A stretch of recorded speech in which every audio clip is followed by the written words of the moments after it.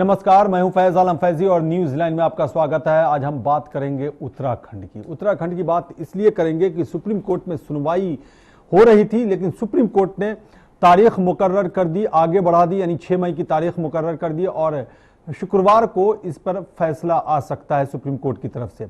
लेकिन बड़ा मामला ये इसमें निकल करके आया है कि सुप्रीम कोर्ट ने केंद्र सरकार से पूछा है कि आप फ्लोर टेस्ट के लिए राजी हैं।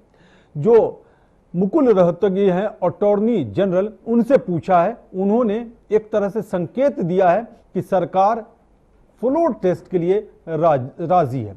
मतलब ये निकल करके सामने आ रहा है कि सरकार कहीं ना कहीं बैकफुट पर है इस मुद्दे को लेकर के।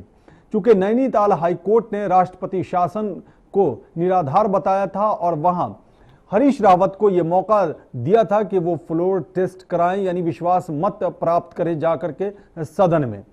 उसके बाद केंद्र सरकार ने सुप्रीम कोर्ट का दरवाजा खटखटाया था। सुप्रीम कोर्ट ने स्टे लगाते हुए राष्ट्रपति शासन को बहाल किया था और हरीश रावत को यह मौका नहीं मिल पाया था। लेकिन एक दिलचस्प खबर भी इस बीच आ रही है। दिलचस्प खबर यह आ रही है कि नैनीताल हाईकोर्ट के जिस चीफ जस्टिस ने यह फैसला सुनाया था राष्ट्रपति शासन के खिलाफ और हरीश रावत को यह मौका दिया था, उनका ट्रांसफर कर दिया गया है, यानी उनका तबादला कर दिया गया है। हैदराबाद हाई कोर्ट के वो चीफ जस्टिस बना दिए गए हैं। उन्होंने राष्ट्रपति पर भी टिप्पणी की थी। हम इन्हीं तमाम मुद्दों पे चर्चा करेंगे अपने इस कार्यक्रम यानी न्यूज लाइन में।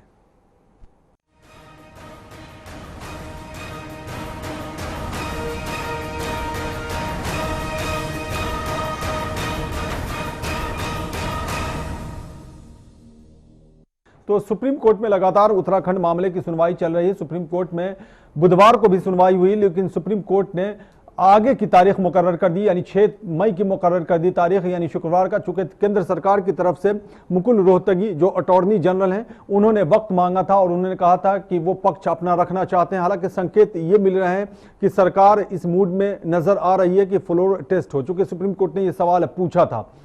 तो इस मुद्दे को लेकर के उत्तराखंड की राजनीति काफी गर्माती दिखाई दे रही है, लेकिन इसका अंत शुक्रवार को हो पाएगा ऐसा माना जा रहा है। क्योंकि सुप्रीम कोर्ट ने शुक्रवार की तारीख मुकर्रर की है, यानी शुक्रवार का दिन मुकर्रर किया है, 6 मई की तारीख मुकर्रर की है। सुप्रीम कोर्ट से यह फैसला आ सकता है। इसी मुद्दे पर हम चर्चा करेंगे। लेकिन आपको जैसा कि मैंने पहले बताया कि नैनीताल हाई कोर्ट के जस्टिस यानी चीफ जस्टिस का तबादला कर दिया गया है, उनका ट्रांसफर कर दिया गया है। हैदराबाद हाई कोर्ट उनका ट्रांसफर हुआ है 2014 में, उन्हें चीफ जस्टिस बनाया गया था नैनीताल हाई कोर्ट का। इन्हीं मुद्दों पे हम चर्चा करेंगे अपने मेहमानों के साथ, लेकिन इससे पहले देखते हैं एक छोटी सी रिपोर्ट।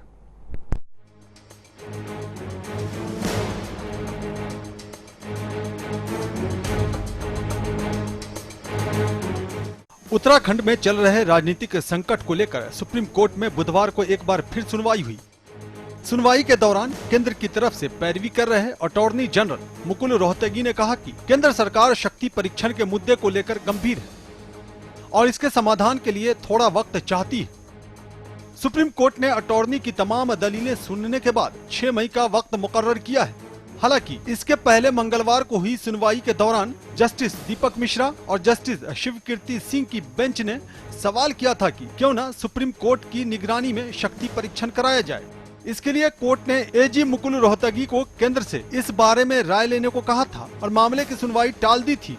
वहीं उत्तराखंड मामले में सुप्रीम कोर्ट ने साफ शब्दों में कहा कि केंद्र अपना निर्णय बताए और अगर सरकार फैसला नहीं ले सकती तो इस बारे में वो खुद अपना निर्णय लेंगे कि उत्तराखंड में शक्ति परीक्षण कराना है या नहीं। सुप्रीम कोर्ट ने यह भी साफ कर दिया है कि अगर फ्लोर टेस्ट होगा तो हरीश रावत को ही मौका दिया जाएगा और सुप्रीम कोर्ट की निगरानी में होगा। उस दौरान थोड़ी देर के लिए राष्ट्रपति शासन स्थगित कर दिया जाएगा। क्या है उत्तराखंड का ये मामला, एक नजर इस पर भी हम डालते हैं। कैसे हुई उत्तराखंड मामले की शुरुआत? 18 मार्च को 9 कांग्रेस विधायकों ने बीजेपी के साथ बजट सत्र के दौरान एप्रोप्रिएशन बिल पर वोट कराने की मांग की। स्पीकर ने असेंबली की कार्यवाही को स्थगित कर दिया। बिल को वॉइस वोट के जरिए पास कराया।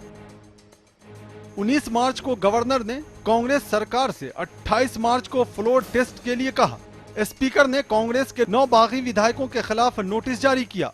26 मार्च को मुख्यमंत्री हरीश रावत का स्टिंग वीडियो सामने आया जिसमें वे बागी विधायकों को पैसा ऑफर कर रहे हैं। इसके बाद गवर्नर ने एक रिपोर्ट केंद्र सरकार को भेजी। केंद्र सरकार ने उत्तराखंड में प्रेसिडेंट रूल लगाने की सिफारिश की, लेकिन हरीश रावत ने स्टिंग ऑपरेशन को खारिज किया। 27 मार्च को राष्ट्रपति शासन लगा दिया गया। स्पीकर ने 9 बागी विधायकों को डिस्क्वालीफाई कर दिया। 28 मार्च को कांग्रेस ने उत्तराखंड हाई कोर्ट में राष्ट्रपति शासन हटाने की अपील की। 21 अप्रैल को उत्तराखंड हाई कोर्ट ने राष्ट्रपति शासन हटा दिया और 29 अप्रैल को फ्लोर टेस्ट के ऑर्डर दिए। 22 अप्रैल को सुप्रीम कोर्ट ने हाई कोर्ट के ऑर्डर पर स्टे लगा दिया। सुनवाई 27 अप्रैल तक टाल दी गई। वहीं 29 अप्रैल को होने वाले फ्लोर टेस्ट के लिए मना कर दिया। 27 अप्रैल को सुप्रीम कोर्ट ने केंद्र सरकार से राष्ट्रपति शासन लगाने की वजह पूछी। सुनवाई को 3 मई तक के लिए टाल दिया गया।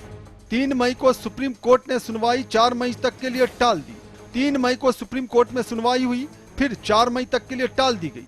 4 मई को सुप्रीम कोर्ट में सुनवाई हुई और अब 6 मई को सुनवाई करेगा सुप्रीम कोर्ट। ऐसे में कहीं न कहीं केंद्र सरकार की मुश्किलों में ही इजाफा होता दिखाई दे रहा है, क्योंकि केंद्र ने ये इशारे दिए हैं कि उत्तराखंड में फ्लोर टेस्ट कराया जा सकता है। और अगर केंद्र की तरफ से ये इशारे दिए जा रहे हैं तो इसलिए क्योंकि सुप्रीम कोर्ट ने इसी को केंद्र में रखकर ये सवाल भी पूछा है। वैसे इस बीच अब इंतजार 6 मई का रहेगा, जब सुप्रीम कोर्ट अपना फैसला सुनाएगा। देखने वाली बात यह होगी कि कोर्ट का फैसला केंद्र के हक में होता है या हरीश रावत के हक में। चैनल 1 के लिए सीमा के साथ ब्यूरो रिपोर्ट। जी हाँ, देखने वाली बात ये होती है कि 6 मई को सुप्रीम कोर्ट का जो फैसला आता है किसके हक में होता है। क्या वहाँ राष्ट्रपति शासन रहता है या वाकई हरीश रावत को फ्लोर टेस्ट का मौका मिलता है। हालांकि संकेत जो मिल रहे हैं उससे ये अंदाज़ा लगाया जाने लगा है कि हरीश रावत को फ्लोर टेस्ट का मौका मिल सकता है और मौका भी मिलेगा तो हरीश रावत को ही मिलेगा। लेकिन दिलचस्प बात इसमें यह भी निकल करके सामने आ रही है, बुधवार के दिन जो नैनीताल हाई कोर्ट के चीफ जस्टिस थे KM जोसेफ, उनका तबादला कर दिया गया हैदराबाद हाई कोर्ट में। यानी कि KM जोसेफ वही चीफ जस्टिस हैं जिन्होंने राष्ट्रपति के अधिकार को लेकर के सवालिया निशान लगाया था और कहा था राष्ट्रपति कोई महाराजा नहीं जो उनका आदेश सर्वोपरि हो। और इसके अलावा उन्होंने राष्ट्रपति शासन को निरस्त करते हुए फ्लोर टेस्ट की इजाजत दे दी थी हरीश रावत को, जिसके बाद केंद्र सरकार ने सुप्रीम कोर्ट का दरवाजा खटखटाया था। सुप्रीम कोर्ट ने स्टे लगाते हुए वहां की जो कॉपी है नैनीताल हाई कोर्ट के आदेश की कॉपी उसे मांगा था सुप्रीम कोर्ट ने।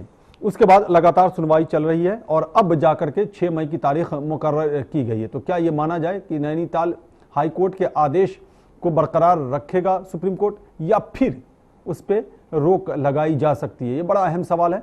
ये तो सुप्रीम कोर्ट के फैसले के बाद ही तस्वीर साफ हो पाएगी। लेकिन जो SR बोमई का मामला था उसके मुताबिक ये अटकलबाजियां लगाई जा रही हैं कि शायद supreme court Nainital high court का जो फैसला है उस पर ही आगे बढ़ने की कोशिश सुप्रीम कोर्ट के जरिए भी की जाएगी। तो हर किसी की निगाह 6 मई को जाकर के टिक गई है, यानी 6 मई को सुप्रीम कोर्ट के फैसले पर जाकर के निगाह टिकी है कि क्या कुछ निकल करके वहां सामने आता है। लेकिन वो 9 बागी विधायक भी बहुत अहमियत रखते हैं। उन 9 बागी विधायकों का क्या होता है, ये तमाम ऐसे मुद्दे हैं, तमाम ऐसी चीज़ें हैं जिस पे हम अभी डिस्कशन करेंगे अपने मेहमानों के साथ।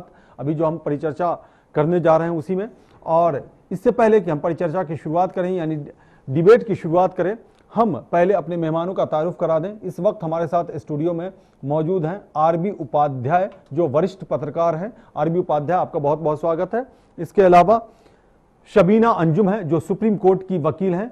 शबीना अंजुम, आपका भी बहुत बहुत स्वागत है। तो ये 2 मेहमान हैं जिनसे हम डिस्कशन करेंगे और समझने की कोशिश करेंगे कि आखिर ये मामला कहाँ जाता दिखाई दे रहा है। 18 मार्च से इसकी शुरुआत हुई थी और लगातार इस पे संकट के बादल मंडराते रह रहे हैं। कभी कभी ऐसा लगता है कि शायद ये बादल साफ हो जाएं, लेकिन फिर वो बादल वापस आ जाते हैं। हम शुरुआत करते हैं शबीना अंजुम से ही सवाल करते हैं, चूँकि मामला न्यायपालिका का है, मामला संविधान का है, कानून का है, तो हम क्यों ना सुप्रीम कोर्ट के इस लॉयर से सवाल करें और जानने की कोशिश करें। शबीना अंजुम, सुप्रीम कोर्ट में मामला है, सुप्रीम कोर्ट ने अब तारीख 6 मई की मुकर्रर की है। क्या लगता है, क्या माना जाए? एक तरफ SR बोमई का मामला जिसमें सुप्रीम कोर्ट का आदेश आया था, उसके बाद नैनीताल हाई कोर्ट का कमोबेश वही आदेश, अब सुप्रीम कोर्ट में मामला है। हालांकि सुनवाई लगातार जारी है और फैसला भी आना था बुधवार को, लेकिन फैसला नहीं आ सका, यानी 4 मई को नहीं आ सका, 6 मई का वक्त मुकर्रर किया गया। कैसे देखा जाए? सुप्रीम कोर्ट ने बेसिकली जो भी सुनवाई हुई उसमें 7 क्वेश्चन या आप कह लीजिए 7 कमांडमेंट्स आगे रख दिए सेंटर के आगे कि आप इन 7 क्वेश्चंस का जवाब दीजिए, और सुप्रीम कोर्ट ने कोई फैसला नहीं सुनाया जैसा कि यूजुअल है, क्योंकि सुप्रीम कोर्ट धीरे धीरे, ये मामला काफी पेचीदा है और वो धीरे धीरे ही चलती है और सेंटर को अपना जवाब सुनाना होगा। उसमें कुछ सवाल काफी अहम है और अगर आप संवैधानिक तौर पे भी देखें तो वो संविधान के तौर पे भी काफी अहम है।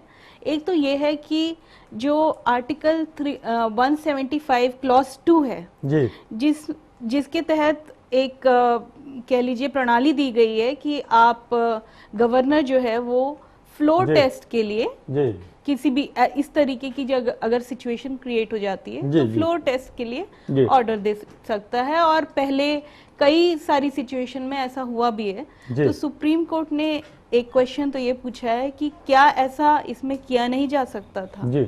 तो ये बहुत अहम क्वेश्चन है, क्योंकि तो एक क्या तरह इसे से इशारा माना जाए सुप्रीम कोर्ट का? बिल्कुल, मेरे हिसाब से तो इशारा है ही, क्योंकि सुप्रीम कोर्ट अगर किसी चीज में ये समझती कि ये सही हुआ है तो वो उसका क्वेश्चन नहीं बनाएगी। क्वेश्चन तो वो तभी बनाएगी जब उसमें वो डिटेल एनालिसिस चाहेगी कि इसके बारे में चर्चा हो। तो पहला ये क्वेश्चन काफी रेलेवेंट है, और दूसरा क्वेश्चन ये है कि जो 9 विधायकों को निलंबित किया गया है, तो सुप्रीम कोर्ट ने कहा कि ये जो 356 है ये basically failure of constitutional machinery के टाइम पे लगाया जाता है। तो सुप्रीम कोर्ट ने ये कहा कि क्या 9 विधायकों का बागी हो जाना कॉन्स्टिट्यूशनल मशीनरी का फेलियर है, तो उस पे उसने टिप्पणी मांगी है। तो ये भी एक बहुत अहम सवाल है कि जिस पे कि सेंटर को आंसर करना होगा, जो कि नेक्स्ट डेट में सेंटर आंसर करेगी कि उस टाइम पे ऐसी सिचुएशन क्या सिर्फ बागी हो जाने से ही राष्ट्रपति शासन का लगाया जाना ठीक था। ये सुप्रीम कोर्ट ने क्वेश्चन किया है। और सुप्रीम कोर्ट ने और ये क्वेश्चन किया है जो फेलियर ऑफ कॉन्स्टिट्यूशनल मशीनरी है, जो कि 356 का टेस्ट है, आप समझ लीजिए, उसके क्या क्या ग्राउंड उस टाइम पे सरकार ने लिए, वो सुप्रीम कोर्ट ने पूछा है। और ये सारे जो क्वेश्चन है एक तरह से इशारा है कि सुप्रीम कोर्ट जानना चाहती है कि जो भी हुआ वो शायद क्यों हुआ। शबीना अंजुम, इसीलिए केंद्र सरकार बैकफुट पे है। मुकुल रोहतगी ने कहा है कि गंभीरता से इस पे विचार किया जा रहा है, सीरियसली इस पे विचार किया जा रहा है कि फ्लोर टेस्ट हो।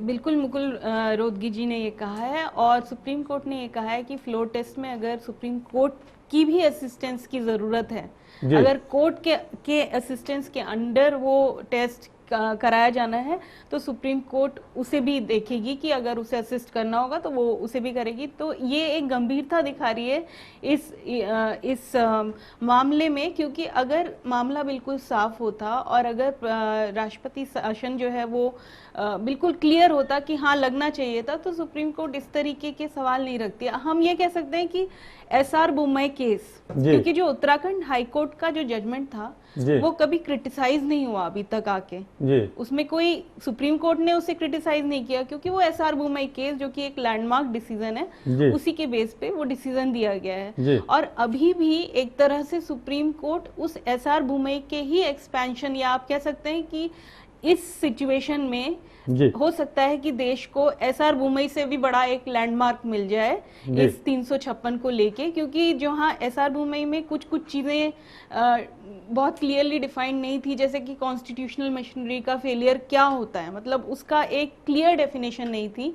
और ये जो मिसयूज हो जाता है 356 का, इस पे कोई रोक नहीं है, पिछले कई सालों में भी हुआ है, कई बार होता आ रहा है। लेकिन एसआर बोम्मई पर जो डिसीजन आया था सुप्रीम कोर्ट का, उसके बाद इस पे रोक लगी थी, बहुत कम गया मामला, लेकिन इधर हालिया दिनों में फिर देखने को मिला, अरुणाचल प्रदेश में, अब उत्तराखंड में।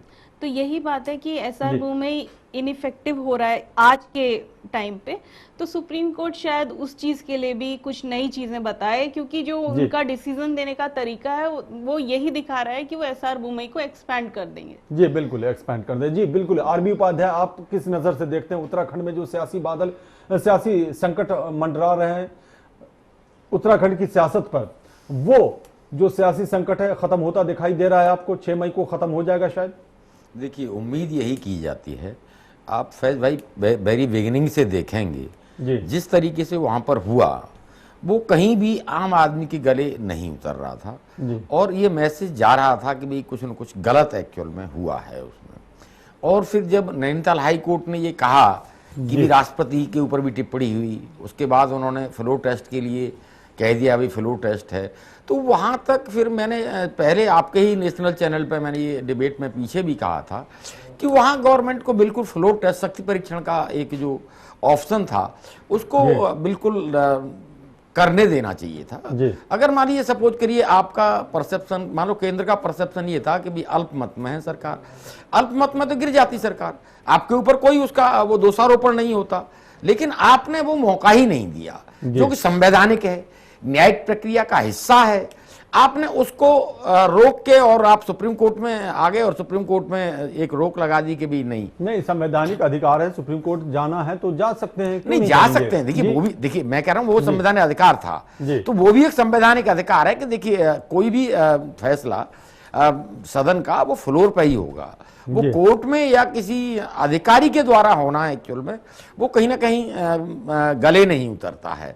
और वहाँ ऐसी क्या इमरजेंसी आ गई थी, मैं तो राष्ट्रपति शासन को भी जब लगा था मैंने तब भी ये बोला था कि भी ऐसी क्या इमरजेंसी थी, एक दिन बाद वहाँ फ्लोर टेस्ट हो रहा है उसको हो जाने देते, लेकिन नहीं होने दिया, तो वहां आपका भी दिखा कि भी अन्याय हुआ है। लेकिन केंद्र का ये कहना है कि वह संविधान के मुताबिक सरकार नहीं चल रही थी, इसलिए मजबूरी थी 356 का को इम्प्लीमेंट करना वहां। देखिए फिर आप जस्टिफाई, दो चीजें हैं फैज भाई, अगर मान लीजिए आपको ऐसा लग रहा है भी संवैधानिक तरीके से नहीं चल रही थी गवर्नमेंट, तो राष्ट्रपति शासन लगा दिया, तो फिर जब हाई कोर्ट में आप उत्तराखंड हाई कोर्ट में जब आप गए तो आप उस चीज को जस्टिफाई नहीं कर पाए।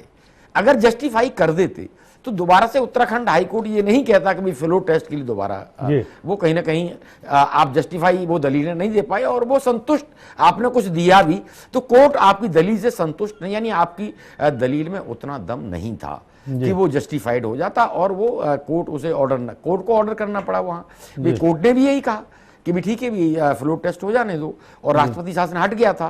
फिर आप संवैधानिक अधिकार है, ठीक है मैं मानता हूं सबका है कि भी अन्याय हुआ या न्याय हुआ ये तो भी कोर्ट ही फैसला करेगा उस चीज का।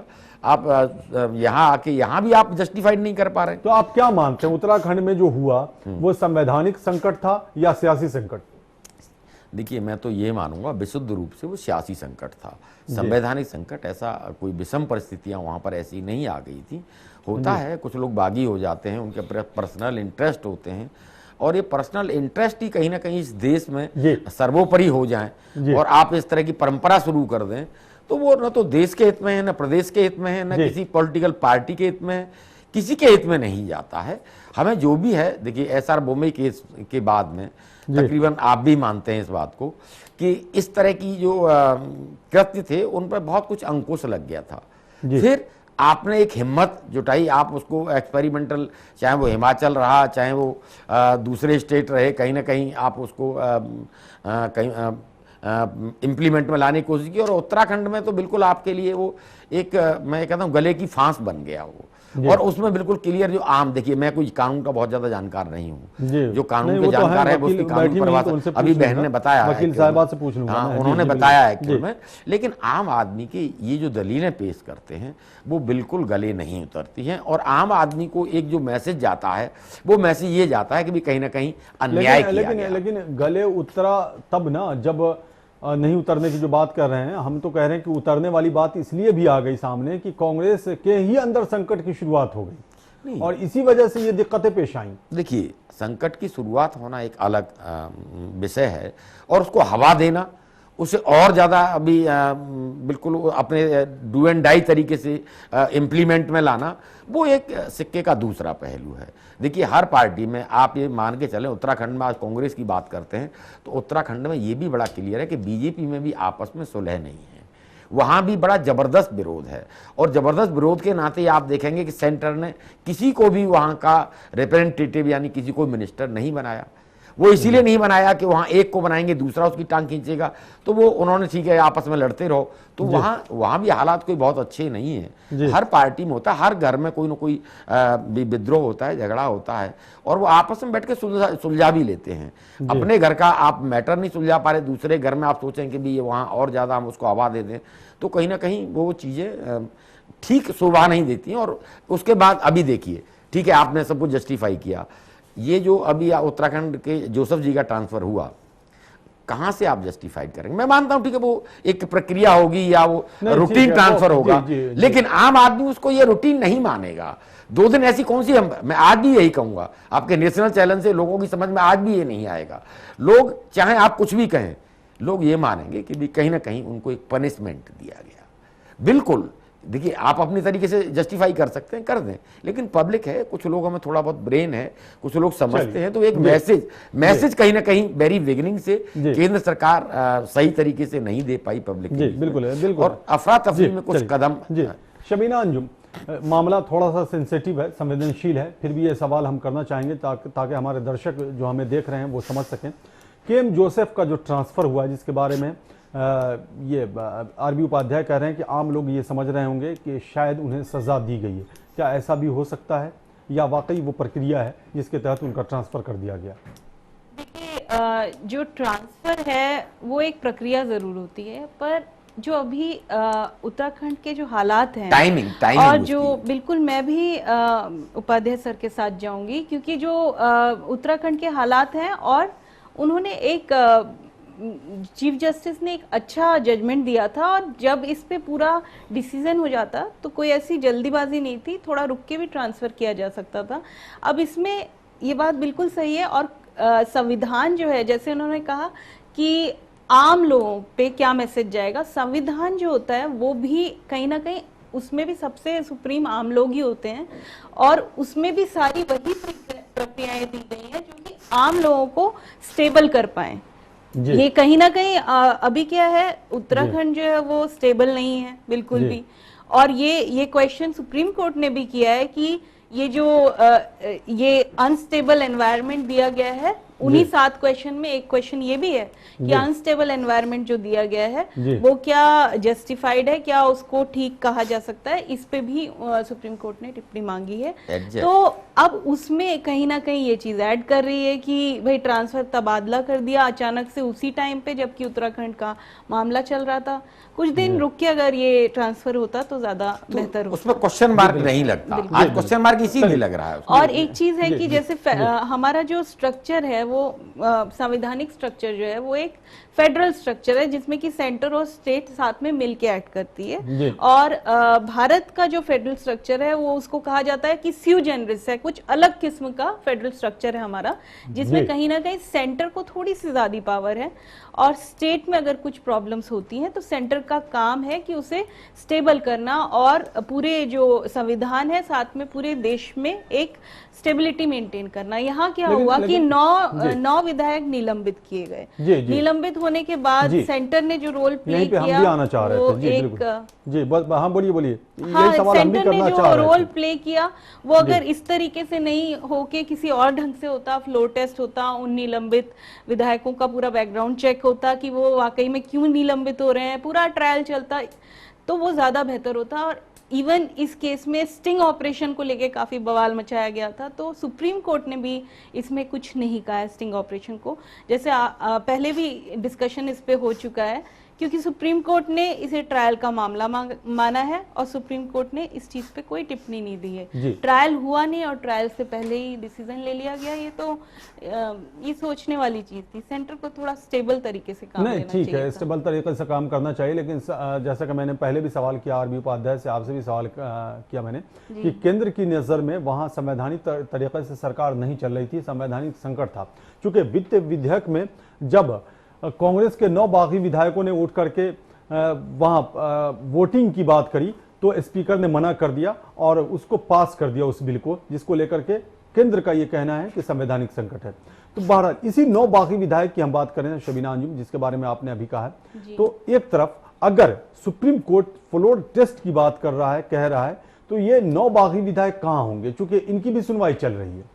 यही सुप्रीम कोर्ट ने कहा है। फ्लोर टेस्ट का जब इशू आया तो सुप्रीम कोर्ट ने अपने सभी सवालों में सबसे अहम सवाल ये रखा है कि जो 9 विधायक बागी हुए हैं, क्या ये ग्राउंड हो सकता है राष्ट्रपति शासन को लगाने का। अब 6 तारीख को ये बात क्लियर हो जाएगी। सुप्रीम कोर्ट सेंटर से भी अटॉर्नी जनरल जी से भी पूरा सबमिशंस लेंगे कि क्या पॉइंट है, और फिर अपना भी व्यू रखेंगे और ये बात क्लियर हो जाएगी कि ऐसी सिचुएशन में क्या होना चाहिए। उसमें उत्तराखंड हाई कोर्ट ने बड़ा एक अपने जजमेंट में उन्होंने जो ये कंट्राडिक्टरी जो एक चीज थी कि 9 विधायक हैं जो उनको भी सस्पेंड किया गया, तो फ्लोर टेस्ट में उनके लिए अलग से एक प्रावधान था। नहीं तो वो सिंगल, देखिए जो वो सिंगल बेंच का फैसला था, लेकिन डबल बेंच में जब मामला गया तो डिस्क्वालीफाई कर दिया गया था। हालांकि इसके बाद इसके खिलाफ फिर री अपील किया गया है। हाँ, अपील किया गया है, लेकिन जो सिंगल बेंच ने दिया था उसमें बड़ा क्लियर था कि इनको अलग रख लें। देखिए मान लीजिए आज भी फ्लोर टेस्ट होता है,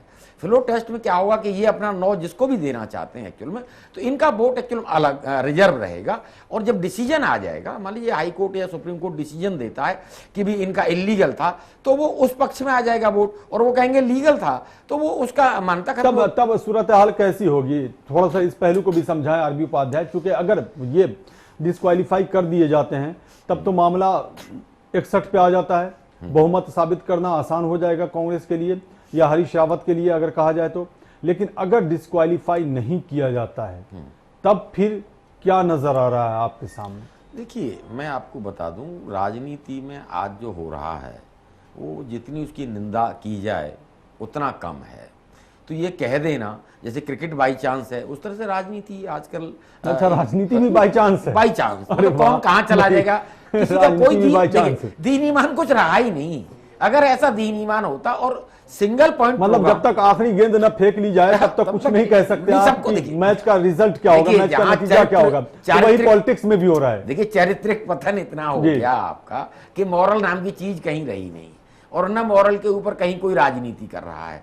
हर आदमी झूठ अपने बेनिफिट के लिए जितना ज्यादा से ज्यादा, अब 100% नहीं कह सकते ना, 99%। देखिए जहां सारे होते हैं, देखिए मैं बता दूं पार्लियामेंट में भी इस चीज को कहा गया है कि जो एक साख है, जो एक राजनीतिकों की साख थी, वो कहीं ना कहीं पब्लिक में डैमेज हुई है, गिरी है।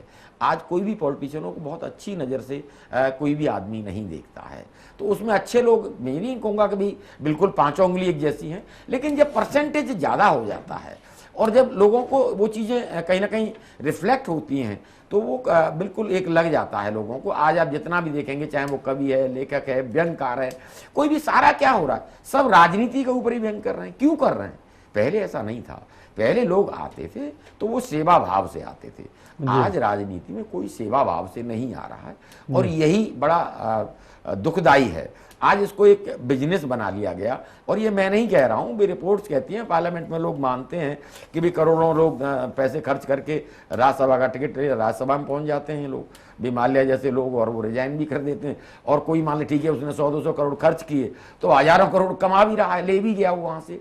तो ये जो देखिए एक राज्यसभा का मेंबर हजारों करोड़ रुपए लेके और चला जाता है, तो क्या है ये? बिल्कुल सिस्टम को कहीं ना कहीं कोलैप्स कर रहा है, और ये दिखाता है कि हमारा तंत्र में 99% ज़्यादा से ज़्यादा लोग उस तरह के हो गए, तो लोग ये मानते हैं। और उत्तराखंड का जहाँ तक प्रश्न आपने किया, तो उत्तराखंड में इसीलिए असमंजस की स्थिति है। नहीं तो ये तो जी, ये तो स्वभाव जो है पॉलिटिशियन की, अगर बात करने हम तो ये तो व्यक्तिगत स्वभाव है जिसकी वजह से ये दिक्कतें पेश आ रही हैं। लेकिन प्रावधान तो बहुत पॉजिटिव है, सकारात्मक है, तो उसमें दिक्कत नहीं है। नहीं, प्रावधान में कोई दिक्कत नहीं है, कानून में कोई दिक्कत नहीं है जी।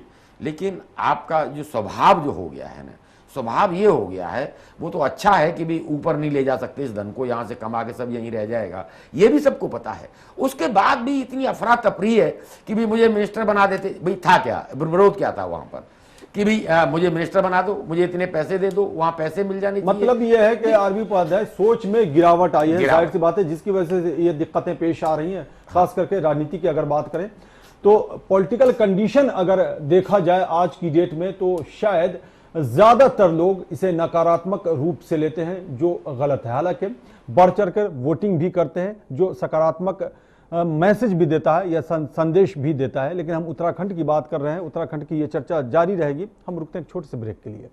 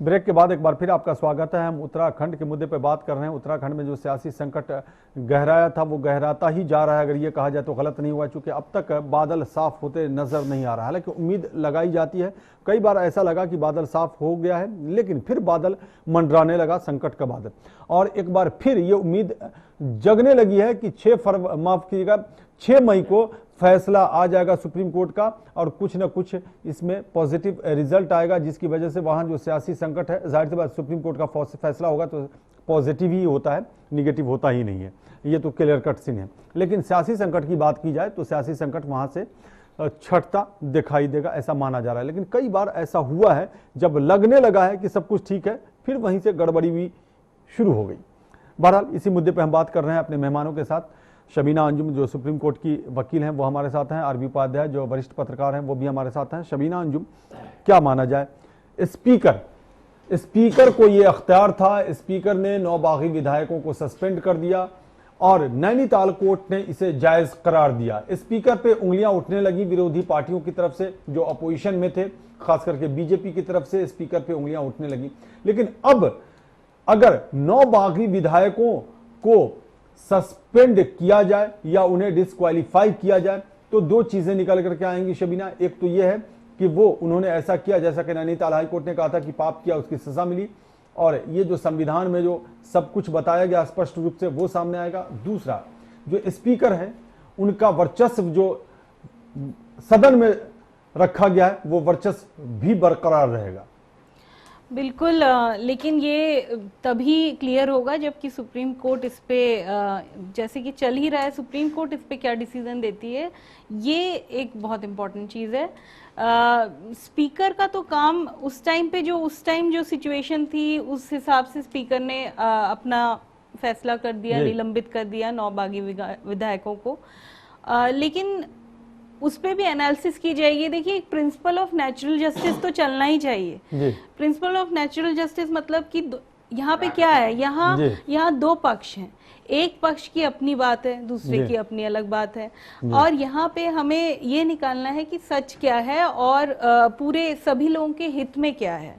जो भी सभी लोगों के हित में होगा, चाहे उससे सरकार बरकरार है चाहे हटे, 9 बागी विधायकों का असली मकसद क्या रहा, चाहे वो सही भी रहा हो या गलत रहा हो, वो सब अभी इंक्वायरी या टोटल चीज़ों के बाद ही सामने आएगा।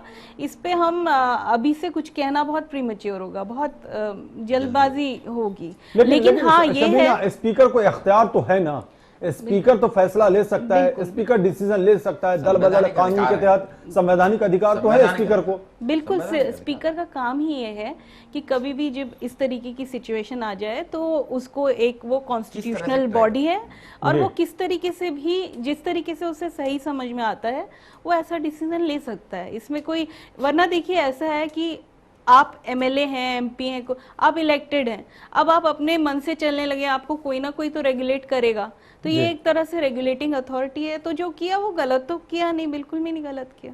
जी बिल्कुल है। जी आरबी उपाध्याय, अगर उत्तराखंड की सियासत की बात की जाए, शुरू से जब से उत्तराखंड का अस्तित्व आया है, नवंबर में आया था अस्तित्व 2000 में उत्तराखंड, जब उत्तरांचल था, बाद में 2007 में उत्तराखंड हुआ, तब से लेकर अब तक तकरीबन 7-8 मुख्यमंत्री वहां हो चुके हैं। आखिर ऐसा क्यों?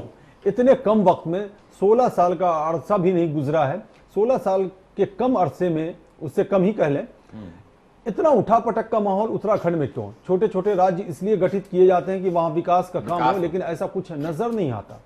देखिए, मैं आपको बता दूं, जहां तक उत्तराखंड का सवाल है जी, तो वहाँ इतने दिन से वो यूपी का एक पार्ट था, एक्चुअली में यूपी से ही चीफ मिनिस्टर सब वो गवर्नर होता था। जब अलग राज्य बना तो पब्लिक को ये उम्मीद थी कि भी अलग राज्य बनाई इसलिए गया था कि यहाँ भी एक प्रगति हो, यहाँ पर लोगों का जीवन स्तर सुधरे और जो मूलभूत सुविधाएं वो सब उनको, लोगों को वहाँ जो जनता है वहाँ की उसको मिले।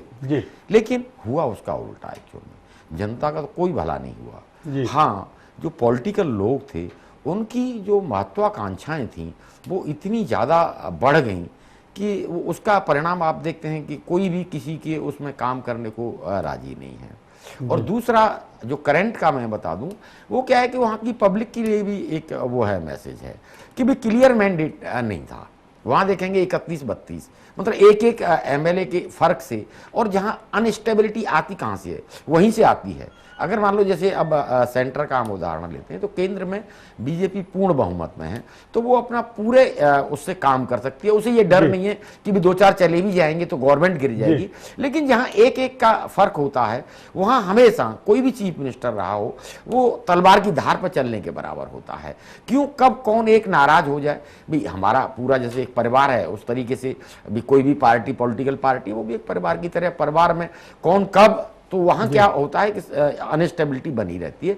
तो उत्तराखंड के साथ ये बिल्कुल एक दुर्भाग्य भी रहा है, और शायद अब भविष्य में इस तरह का सबक वहां की जनता को भी मिले कि भी जिसको भी दें वो क्लियर मैंडेट के साथ दें, जिससे कि 1-2 नाराज हो जाए, तब भी वहां पर जो भी चीफ मिनिस्टर हो वो काम कर सके।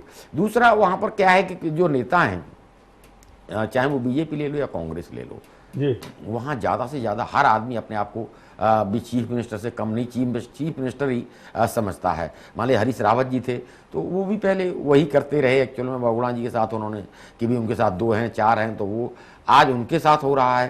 तो ये सबके साथ, चाहे वो बीजेपी रही है, चाहे वो कोश्यारी जी रहे हों, चाहे वो निशंक जी रहे हों, यहाँ भी रहा भाई, वहाँ बीजेपी में भी यही था कि भी जो विरोधी खेमा है वो कभी भी टांग खींच के, तो वहाँ क्या होता था कि भी बदल देते थे भी चीफ मिनिस्टर ये हैं, ठीक है, ये ज़्यादा अभी ताकतवर, इनके साथ ज़्यादा एमएलए इनके साथ में, तो उनको ठीक है दूसरे को चीफ मिनिस्टर बना दिया। कांग्रेस में भी यही हुआ, कांग्रेस में भी अपना ठीक है, वहाँ से लोग ज़्यादा नाराज हैं तो दूसरा चीफ मिनिस्टर दे दिया। तो इस तरीके से वहाँ बड़ा फ्रीक्वेंटली बहुत सारे चीफ मिनिस्टर इतने कम समय में हुए हैं, उसका ये रीजन रहा है। जी बिल्कुल, चलिए ठीक है। लेकिन शबीना अंजुम, जब नैनीताल हाई कोर्ट का फैसला आया था, हरीश रावत की सरकार को बहाल किया गया था और उन्हें कहा गया था कि आप फ्लोर टेस्ट करवा लें, यानी विश्वास मत प्राप्त कर लें। उसके बाद अचानक से, ये 21 तारीख की बात है, 21 अप्रैल की बात है, जब उन्होंने शाम में कैबिनेट की मीटिंग बुला ली और बहुत सारे फैसले ले लिए। क्या ये जायज है संविधान के मुताबिक? देखिए, हरीश रावत जी चीफ मिनिस्टर उत्तराखंड थे, और उस टाइम पे जब उनको फ्लोर टेस्ट का मौका दे दिया गया, तो एक तरह से उनको रिटेन कर दिया गया, वहीं पे अपनी उनकी पोजीशन पे रिटेन कर दिया गया। उसके बाद वो उनको अपने स्टेट का एडमिनिस्ट्रेशन जिस तरीके से उनको सही लगेगा वो तो चलाएंगे। और कहीं ना कहीं जब आप राजनीति चला रहे हैं तो आप अकेले तो कोई फैसला नहीं ले सकते, कोई डिस्कशन नहीं कर सकते, तो उन्होंने एक बैठक बुला ली। तो इसमें मुझे नहीं लगता ये निंदा के योग्य कोई बात है। नहीं, लेकिन केंद्र का कहना है, या अगर कह लें बीजेपी का ये कहना है कि जब ऑर्डर आया ही नहीं, लिखित ऑर्डर नैनीताल का हाई कोर्ट से मिला ही नहीं, तो आपने कैबिनेट की कैसे बैठक बुला ली और आपने कैसे फैसले ले लिए आपने? देखिए, इंडिकेशन तो था ना, फ्लोर टेस्ट की बात कह दी गई थी, इंडिकेशन था, और ये भी कहा जा रहा था कि जब तक कोई चीज प्रूव नहीं होगी तो उनको रिटेन भी कर दिया जाएगा, इस तरीके की भी बात थी।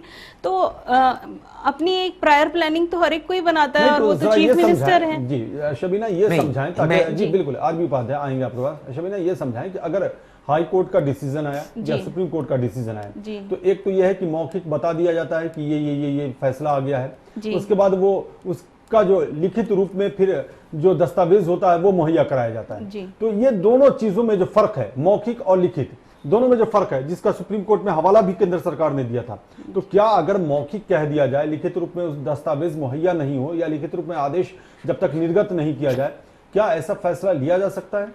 देखिए, ओरल ऑर्डर करके एक टर्मिनोलॉजी है, और ओरल ऑर्डर पे काफी चीजों पे एक्ट कर लिया जाता है। जैसे कि अगर बेल का ओरल ऑर्डर होता है तो इंसान जो है वो अपनी एप्लीकेशन मूव कर देता है, बॉन्ड्स बनाने तैयार कर देता है। एक एग्जांपल दे रही हूँ मैं, तो ओरल ऑर्डर भी बहुत महत्वपूर्ण होता है। आप देखते हैं मीडिया में सारी रिपोर्टिंग ही ओरल ऑर्डर पे हो जाती है, क्योंकि प्रैक्टिकल बात है कि रिटर्न चीजें आते आते 1-2 दिन लग जाता है, और इंसान अपने ओरल ऑर्डर के बाद अपनी प्रिपरेशन स्टार्ट कर देता है। मतलब तो इसमें कोई ऑर्डर अगर आ गया है तो आप एक्शन में आ सकते हैं, आप अपनी प्रिपरेशन शुरू कर सकते हैं। बिल्कुल जी बिल्कुल, ऐसी कहीं कोई दिक्कत नहीं है, कोई दिक्कत। देखिए जी चलिए ठीक है, आरबी उपाध्याय हाँ बताएं क्या। देखिए, आप ये कहते हैं कि ठीक है भी उनका ऑरल ऑर्डर पे उन्हें वहां भी एक्ट नहीं करनी चाहिए, तो ये रहेगी एक आपके मॉरल कैरेक्टर की बात। तो मॉरल आप भी नहीं है तो आप दूसरे से कैसे आप उम्मीद करते हैं कि भी दूसरा मॉरल हो जाएगा। रहा मौखिक की बात कर रहे थे, मौखिक तौर पर ठीक है उन्होंने, चलो मैं मानता हूं भाई इनकी नज़र में उन्होंने गलत कर दिया कि भी कैबिनेट की मीटिंग बुलाई नहीं, जब उसमें गलत कुछ नहीं सुप्रीम कोर्ट में दिया गया, उसमें गलत, देखिए उन्होंने रीजन दिया, लेकिन रीजन आप भी तो मौखिक उस पर ही चले गए ना। भी आपके पास कौन सा रिटर्न ऑर्डर आ गया था? मान लीजिए सेंटर के पास कौन सा रिटर्न ऑर्डर पहुंच गया था, इसके खिलाफ वो सुप्रीम कोर्ट में चले गए, उन्हें भी रिटर्न का दोनों चीज, ये नहीं है कि भी अच्छा मेरा है बुरा बुरा दूसरे का है, आप भी उस चीज को फॉलो कर, यानी आप भी तो मौखिक ऑर्डर के अगेंस्ट ही आप वहां गए और आपने तो, आप दूसरे को जब ये कर रहे हैं तो दूसरे को वो नहीं कर सकते हैं उसमें। और होता क्या है कि वो कोर्ट का ऑर्डर जो वर्बल ऑर्डर होता है वो कोई एक पर्टिकुलर पर्सन के सामने नहीं होता है, पूरा सिस्टम, वहां पर बहुत सारे वकील होते हैं, पूरा एक स्टाफ होता है, उसके सामने वो होता है एक्चुअल में। रहा ये केस इतना टेक्निकल केस था, तो एक एक वर्ड की वैल्यू होती है। जजमेंट जब लिखा जाता है तो जजमेंट में एक एक वर्ड अपने अपने तरीके से, उस वर्ड को लोग, पक्ष अपने तरीके से यूज करता है, विपक्ष अपने तरीके से यूज करता है, तो वहाँ बड़ा टेक्निकली चीज़ों का ध्यान रखते हुए इसमें थोड़ा सा समय लगता है कि भी डिक्टेट करते हैं, और डिक्टेट करने के बाद फिर उसको फाइनल ड्राफ्ट बनता है, तब वो जाके जज साइन करते हैं, तो उसमें 1-2 दिन का टाइम जो भी लगता है वो लग जाता है। जी बिल्कुल है, लेकिन पैमाना दोनों के लिए एक ही होना चाहिए। शबीना, संवैधानिक व्यवस्था दी गई थी 356 को लेकर के, हालांकि इसका दुरुपयोग भी हुआ है, जिसको लेकर के एतराजात भी किए जा रहे हैं। 352 के तहत भी आपातकाल की जब स्थिति होती है तो इसका यूटिलाइज किया जाता है, लेकिन 356 की अगर हम बात करें, जिसके को लेकर के हम चर्चा कर रहे हैं उत्तराखंड के संदर्भ में, क्या ऐसा लगता है कि अब इसकी प्रासंगिकता है, इसकी जरूरत है 356 की? ऐसे हालात हैं अभी, या इसमें कुछ अमेंडमेंट की जरूरत है? 356 में पूरा प्रोसेस दिया गया है, और जिसमें कि क्लियर ये कहा गया है कि ये एक बहुत आपातकालीन सिचुएशन में ही यूज़ किया जाना चाहिए। बल्कि इसके बारे में ये कहा गया था, ड्राफ्टर्स ने कहा था कि it is a dead letter है ये, और इसको कभी कभी जब आपकी बिल्कुल सिचुएशन आपके अनुकूल ना रहे तब इसको इस्तेमाल करना है। रेयरेस्ट ऑफ रेयर में तो ऑलरेडी उसकी ड्राफ्टिंग काफी अच्छी है, उसमें कोई अमेंडमेंट की जरूरत नहीं है। हाँ, लेकिन ये है कि अब केस दर केस इंटरप्रिटेशन होता है, की आवश्यकता नहीं है, जरूरत नहीं है, तो फिर मिसयूज कैसे हो जा रहा है? कहीं ना कहीं लूप होल है जिसका इस्तेमाल किया जाता है पॉलिटिशियंस के जरिए, या अगर कह लें संवैधानिक दायरे में समझने की कोशिश की जाए तो केंद्र सरकार ही कह सकते हैं। हाँ, तो उसके प्रोसेस का मिसयूज हो रहा है, तो वो तो आपको रेगुलेट करना पड़ेगा। तो उसमें सेक्शन के अमेंडमेंट की या आर्टिकल के अमेंडमेंट की जरूरत नहीं है। हाँ, इंटरप्रिटेशन उसका चेंज हो सकता है, जो कि लग रहा है कि चेंज होगा, क्योंकि जैसे इस सिचुएशन में एसआर बुमई का हवाला दिया जा रहा है, और एसआर बुमई को एक्सपैंड करने की बात हो रही है, वो अपने में ही सफिशिएंट होगा। उसमें एक अमेंडमेंट लाके, देखिए बहुत सारे ऐसे लॉज हैं जिसमें कि बहुत स्ट्रिक्टनेस है, पर लॉ अकेले जो है वो किसी देश को नहीं चला सकता। चलाना तो हम लोगों ने है, मतलब हम लोगों ने इन द सेंस आम जनता ने चलाना है। आम जनता से ही लोग चुन के सरकार में भी जा रहे हैं, तो मिसयूज हमारे हाथ पे, यूज हमारे हाथ में है। कितने अमेंडमेंट्स करके हम चेंज ले आएंगे, हमें अपनी जो प्रक्रिया है उसी में सुधार लाना पड़ेगा। और जो अगर एसआर बुमई में एक्सपेंशन होता है और उसमें कोई स्ट्रिक्ट रूलिंग्स आती हैं, तो मैं ये मानती हूँ एसआर बुमई के बाद जैसे ऐसी सिचुएशन कम हो गई थी, तो देश में ये चीज भी एक चेक लगाएगी। जी बिल्कुल है, जाहिर सी बात है, चेक इसके जरिए भी लगाया जा सकता है। अरविंद उपाध्याय, हमने कांग्रेस की बात कर ली उत्तराखंड के संदर्भ में, हमने बीजेपी की बात कर ली। दोनों बड़ी पार्टियां हैं, कभी बीजेपी की सरकार रही, कभी कांग्रेस की सरकार रही, लेकिन छोटी छोटी जो पार्टियां हैं, जैसे बीएसपी की भी के वहां 2 विधायक हैं, 3 निर्दलीय हैं, 1 यूकेडी की विधायक हैं। इनकी जो कार्यप्रणाली है, इनकी कार्यप्रणाली, अगर कार्यप्रणाली इसलिए कह रहे हैं कि कभी कभी संदेह के दायरे में इन्हें भी लेने की कोशिश की जाती है, जो छोटे छोटे दल के विधायक होते हैं या नेता होते हैं। इन 6 के 6 विधायकों की सिंपैथी हरीश रावत के साथ बनी हुई है, ये बड़ी बात है, जबकि कांग्रेस के 9 विधायक बगावत करके चले गए। आखिर ऐसा क्यों? देखिए, मैं आपको बता दूं कि एक पार्ट हो जाते हैं ये, जो चाहे वो बीएसपी है, चाहे वो यूकेडी है, और अन्य जो निर्दलीय हैं, जो 6 विधायक थे, इनका बिल्कुल सत्ता में भागीदारी थी, ये सरकार में भागीदारी इनकी थी, और ये बिल्कुल सरकार के पक्ष में खड़े थे, तभी सरकार बहुमत में वहाँ पर थी एक्चुअल में। तो उन लोगों को भी देखिए, एक आदमी का कोई कुछ भी कहे, राजनीति के बस चाहे मैं अपने मन से कुछ भी कहूँ, एक अंदर का जमीर भी होता है आदमी का, और जब अंदर का जमीर आदमी को मार ले तो वो मरे के समानी में ये मानता नहीं तो आप तो दोनों, आपने थोड़ी देर पहले कहा कि पॉलिटिशियंस जो होते हैं वो क्रिकेट के बॉल की तरह होते हैं कि जब तक आखिरी बॉल न फेंक दी जाए कुछ कहा नहीं जा सकता। मतलब प्रासंगिकता खत्म हो रही है आपके कथनानुसार। हाँ। लेकिन आप ही कह रहे हैं कि जमीर भी होता है, तो दोनों चीजें एक साथ कैसे चल सकती हैं? प्रासंगिकता खत्म कौन कर रहा है? देखिए, हम कोई भी गलत काम करते हैं तो हमारा जमीर, देखिए अंदर से जो मन की जो आवाज होती है वो उसे कहती है कि नहीं यार ये गलत है। मतलब आप भी कई बार इस परिस्थिति से गुजरे होंगे, लेकिन क्या होता है कि आदमी उसको दबा देता है, अपने किसी भी लालच में या लोभ में आके उसे दबा देता है, तो फिर वो एक शैतान हावी हो जाता है उसके मन पे और वो उस तरह का कृत्य करने लगता है। अदरवाइज ये नहीं कह सकते हैं कि मान लो इनके जो 9 हैं इनके मन में नहीं लगाओ, इनको भी रियलाइज होता होगा और ये नहीं है इनका जो फ्यूचर है, भविष्य है। इन 9 में से 2 ने तो इल्जाम लगा दिया था कि उन्हें लालच दी गई थी बीजेपी की तरफ से, ये भी इल्जाम लगा दिया था 2 ने। मैं वही उसी बात पे एक्चुअल में आ रहा था। तो कहीं ना कहीं जमीर इनका भी है और इनका भी जमीर इस बात के लिए ठीक है। मान लीजिए घर में कोई प्रॉब्लम्स थी तो वो घर में बैठ के ही सुलझाई जा सकती हैं। ये नहीं है कि भाई हम घर में आग नहीं, तो ये जो हाँ। 6 की वफादारी है जमीर की वजह से है या पॉलिटिकल फायदे की वजह से है? देखिए, मैं दोनों चीजें बताता हूं आपको। जब पॉलिटिकल फायदा हावी हो जाता है तो आदमी अपने जमीर को मार देता है। ये नहीं है कि भी नहीं है, फिर वही लोभ और लालच वाली बात आ जाती है।